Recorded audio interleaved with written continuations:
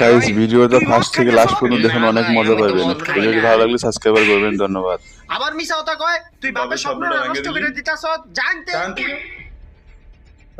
ভাই আমার হুদাই মারলো, আমি তো মদ খাই না। ওই বেটা আজ চল মদ খেয়ে গা, বাপের পকেট থেকে অনেক টাকা চুরি করছি। ভাই তুই আমার মাফ করে দে, আমি মদ খাওয়া ছেড়ে দিছি, আমি আমার বাপের স্বপ্ন ভাঙা লাইছি। হ্যাঁ তাহলে আমার একলাই যে মদ খাইতে হইব।